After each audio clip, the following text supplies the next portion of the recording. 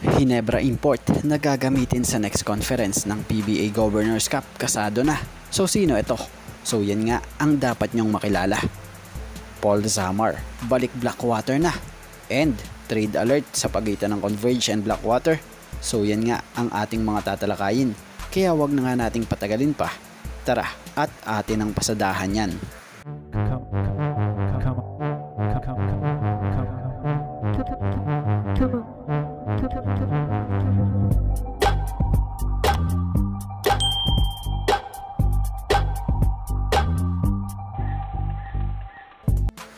So about nga muna tayo rito kay Paul Zamar. So ayon nga sa update ni Spin.ph credit po, nakasaad rito, Paul Zamar returning to Blackwater after 4 years with San Miguel. So ibig sabihin mga ka-teammate, legit balik Blackwater na itong si Zamar. So bilang opinion nga natin dito matatanda ang sa Blackwater nga nagsimula itong si Paul Zamar kung saan nga kinuha nga siya noon as free agent ng Bossing. At nakapag-servisyo nga ito rito sa Bossing kung saan isa siya sa talaga namang inaasahan rito bago nga siya nakuha ng SMB.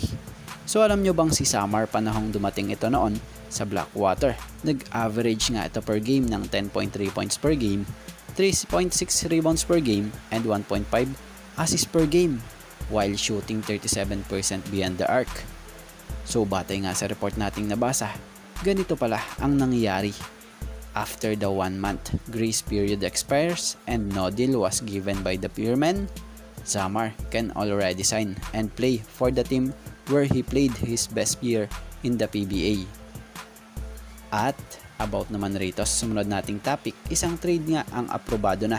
Ayon sa Tiebreaker Times credit po, Blackwater received Mike De Gregorio, RK Ilagan, and Tyrus Hill from Converge in exchange for Barkley Ebonia and their first round pick in the 2023 PBA Rookie Draft.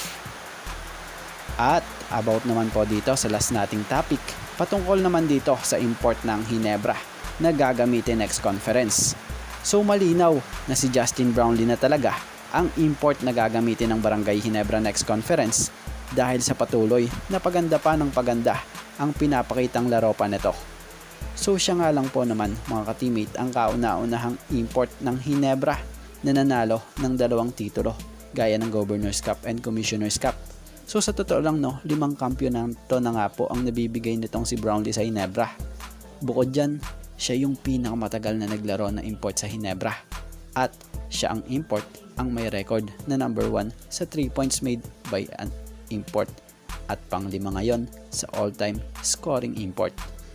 So, shoutout sa mga solid nating ka-teammate na sila Junmar Abubo, Katsakino Dukusin, JJ Sibum, and Lina Cargullo.